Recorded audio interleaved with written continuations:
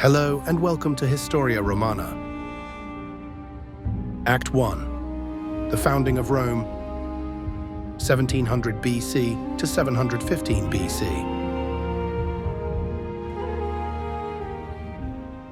For the first part of this series on the history of Roman civilization, it is only natural to start at the very beginning. Surprisingly, while it will likely be the shortest chapter of this series, Act 1 will cover the most amount of time. When you ask someone when the story of Rome begins, assuming they even know anything about ancient Rome, they'll usually point to the founding of the city by the brothers Romulus and Remus. This is not surprising, nor is it necessarily a wrong answer, at least on a surface level. However, it belies the fact that the identity and culture of Rome did not simply begin with one set of twins. It was instead the culmination of an epic tale that went back nearly 1,000 years before the first brick was laid near the Tiber, to the oldest legends that the ancient writers still knew of. It was a historical tapestry which crossed countless migrating cultures from all across the known world. If we are to understand how the Romans understood themselves within the wider context of their world, it is imperative to take the story back as far as we can, until we finally reach the divine twins and the reign of King Romulus. However, we must also address the elephant in the room, that all aspects of the following story are, at minimum, highly exaggerated, and at worst entirely fabricated by later writers.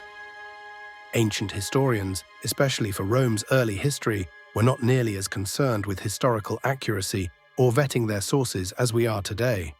They recorded the traditional legends surrounding the origins of the city and its various noble families, which tended to both focus on what made them look heroic and virtuous, and what would surprise and awe the readers. This means that not only do these ancient stories not line up with the evidence we have access to today, but they often didn't even line up with each other, as each writer chose to use their own favorite sources. The main sources we still have today for pre-Roman Italy are Titus Livius, nicknamed Livy, and Dionysius of Halicarnassus, both of whom were writing in the late 1st century BC, 1,000 years after the period we are discussing.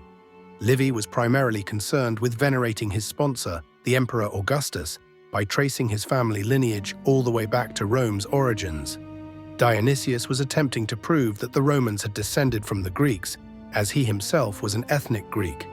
In both cases, this presents us with a large obstacle in the form of confusing, often purposely, actual history with embellished legends and fabricated mythology, which you will likely notice as we get into this story.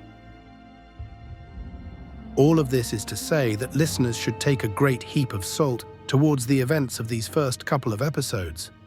I will do my best to solidify these stories into a coherent narrative that doesn't stray too far into the fantastical, but I cannot promise that the following events are in any way realistic towards what actually happened.